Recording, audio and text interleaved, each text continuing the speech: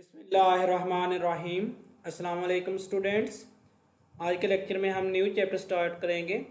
इस चैप्टर में हम डिस्कस करेंगे point wise convergence and uniform convergence.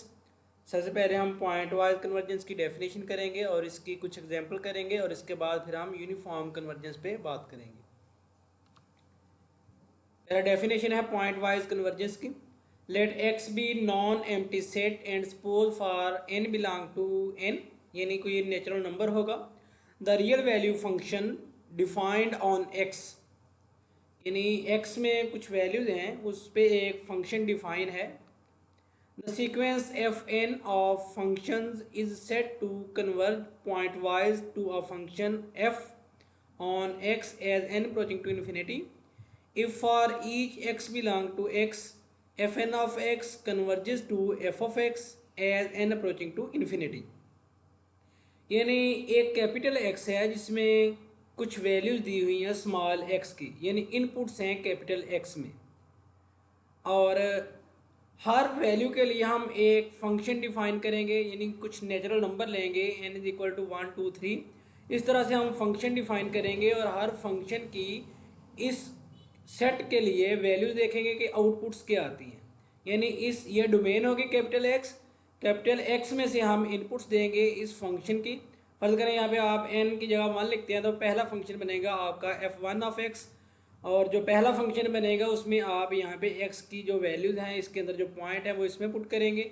फिर n की जगह 2 लिखेंगे, सेकंड फंक्शन बनेगा। सेकंड फंक्शन में भी आप यहाँ पे x में जो पॉइंट्स हैं वो इसमें इनपुट देंगे, आपको वैल्यूज़ मिलती जाएंगी। तो हमने एक सीक्वेंस यानी f1 f2 f3 ये फंक्शन की सीक्वेंस बन जाएगी। तो हम n अप्रोचिंग टू इन्फिनिटी पे चेक करेंगे कि जो इन्फिनिटी के ऊपर फंक्शन आपका बना है उसमें जब आप x की वैल्यू लेते हैं तो आउटपुट क्या आती है। कंसिडर करेंगे आउटपुट का आपका जो फंक्शन है वो f ऑफ x आता है। तो हम क्या कहेंगे कि एफ एन सीक्वेंस क्या है, वो कन्वर्ज करती है एफ ऑफ एक्स को एज एन अप्रोच करता है इन्फिनिटी को। यहाँ पे ऐसे लिखे f n of x approaches to f of x. F of x यहाँ पे कोई फंक्शन भी हो सकता है, कोई वैल्यू भी हो सकती है। ये फंक्शन इस फंक्शन को अप्रोच करता है as n approaching to infinity.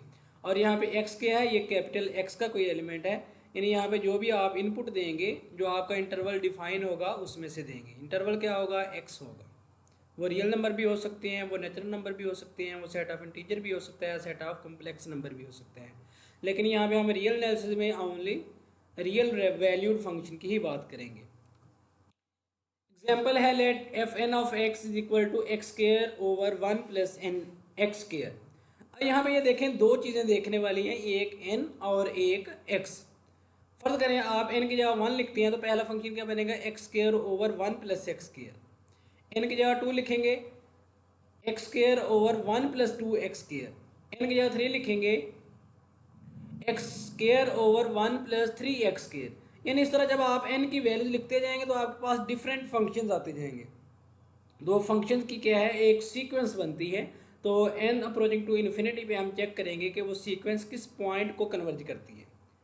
Examine point wise convergence.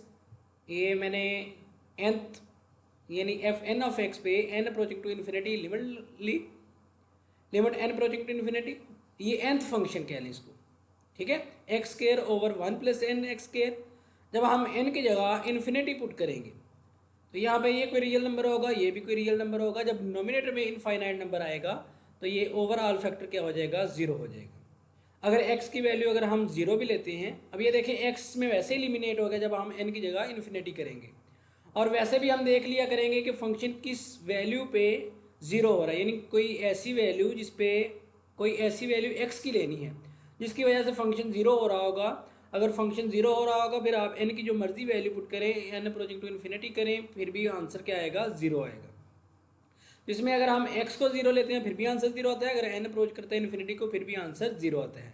इसका मतलब एफ एन अप्रोच करता है ज़ीरो को, या कह लें कि कन्वर्ज करता है ज़ीरो को। यहाँ पे एफ ऑफ एक्स की वैल्यू क्या है, ज़ीरो, यानी f n of x approached to f of x where f of x is equal to zero as n approaching to infinity for all x. यानी अब इसमें एक्स वैसे eliminate होगा जो मर्जी वैल्यू हो एक्स की। एक्स की वैल्यू 1 लिखें, 0.2 लिखें, 0.4 लिखें, जब आप n अप्रोच करेंगे इन्फिनिटी को तो इसका आंसर क्या आएगा, ज़ीरो ही आएगा। हम क्या लिख सकते हैं, f n of x converges point wise to zero. Pointwise क्यों लिखते हैं, क्योंकि यहाँ पे हमने एक्स की डिफरेंट वैल्यूज के लिए बताना होता है, यानी एक्स की हम यहाँ पे अब जो भी वैल्यू लेंगे ये जीरो को ही कन्वर्ज करता है। नेक्स्ट एग्जाम्पल में हम देखेंगे वहाँ पे वो एक पॉइंट को कन्वर्ज नहीं करेगा। Examine pointwise convergence where gn of x nx over 1 plus nx n belong to capital N and x belong to R, यानी ये रियल वैल्यूड फंक्शन है और ये nth सीक्वेंस यानी सीक्वेंस का nth फंक्शन दिया हुआ है जी एन ऑफ एक्स की फॉर्म में। अगर आप n की जगह 1 लिखें पहला फंक्शन बनेगा, n की जगह 2 लिखेंगे 2x ओवर 1 प्लस 2x, इस तरह के ये फंक्शन बनते जाएंगे, यानी एक सीक्वेंस बनेगी। अब हमने देखना है कि nth फंक्शन की जब हम लिमिट लेते हैं यानी n प्रोजेक्ट टू इन्फिनिटी करेंगे तब जी एन ऑफ एक्स का आंसर क्या आएगा। अब यहाँ पे देखें कि अगर हमारा x ज़ीरो हो, x ज़ीरो होगा तो फंक्शन ज़ीरो हो जाएगा, तो जी एन ऑफ एक्स भी क्या करेगा, अप्रोच करेगा ज़ीरो को, क्योंकि इसमें अब n नहीं है। जब x ज़ीरो हो गया तो इन्फिनिटी लिखेंगे भी तो इन्फिनिटी से मल्टीप्लाई होकर वो ज़ीरो हो जाएगा। तो x is equal to zero के लिए हमारा g n of x converge करता है ज़ीरो को as n approaching to infinity. अब हम कंसीडर करते हैं कि x ग्रेटर दैन जीरो, यानी पहले हमने बस वो वैल्यू चेक करनी होती है जिसके लिए फंक्शन जीरो हो जाए, यानी x के जगह अगर हम जीरो पुट करते हैं तो फिर ये फंक्शन जीरो होता है। अब हम जीरो के अलावा x की वैल्यू देखने लगे, x greater than zero. Limit n project to infinity g n of x is equal to limit n project to infinity n x over 1 plus n x. अब लिमिट यहाँ पे किसकी है, n की, तो ये इन्फिनिट ओवर इन्फिनिट फॉर्म बन रही है। तो एक रूल ये है कि आप लोपिटर रूल यूज़ कर लें, या ये है कि नीचे से n कॉमन लें और ऊपर जो n है इससे कैंसिल करवा दें। n कॉमन लेंगे, यहाँ पे 1 ओवर n बनेगा, यहाँ पे x एज इट इज, ये n बाहर लिखा गया, इससे कैंसिल हो जाएगा। जब n की जगह इन्फिनिटी लिखेंगे 1 over infinity zero, x plus zero, denominator में आंसर क्या आएगा x और नोमिनेटर में आंसर क्या आएगा x। अब x क्या है, पॉजिटिव है यानी जीरो नहीं है, तो आप इसको कैंसिल करवा सकते हैं, x से x कैंसिल करवाएंगे तो आंसर क्या आएगा 1। This implies g n of x approaches to 1 as n approaching to infinity for all x greater than zero, यानी जब x की वैल्यू जीरो से बड़ी है फिर ये 1 को कन्वर्ज करता है, जब x की वैल्यू जीरो है तब ये जीरो को कन्वर्ज करता है। तो यहाँ पे जी एन ऑफ एक्स आपका दो वैल्यूज को कन्वर्ज कर रहा है, जीरो को और 1 को। इसको मैंने इस तरह के फॉर्म में लिख दिया कि जी एन ऑफ एक्स अप्रोच करता है जी ऑफ एक्स को, यानी जी ऑफ एक्स को कन्वर्ज करता है। आगे मैंने जी ऑफ एक्स की वैल्यू लिख दी, या तो जीरो होगी जब x की वैल्यू जीरो होगी, या 1 होगी जब x की वैल्यू ग्रेटर देन जीरो होगी। तो यहाँ से हम क्या कह सकते हैं कि आपका जो गिवन फंक्शन है वो पॉइंट वाइज कन्वर्जेंट है, किसको, जीरो को और 1 को, यानी ये दो वैल्यूज को कन्वर्ज करता है। x is equal to zero के लिए, यानी ये डिफरेंट वैल्यूज के लिए हम चेक करते हैं ना, पहले एग्जाम्पल में हमने किया था तमाम वैल्यूज के लिए वो जीरो को कन्वर्ट किया था, लेकिन यहाँ पे जीरो के लिए जीरो को कन्वर्ट करता है, जीरो से बड़ी तमाम वैल्यूज के लिए ये 1 को कन्वर्ट करता है।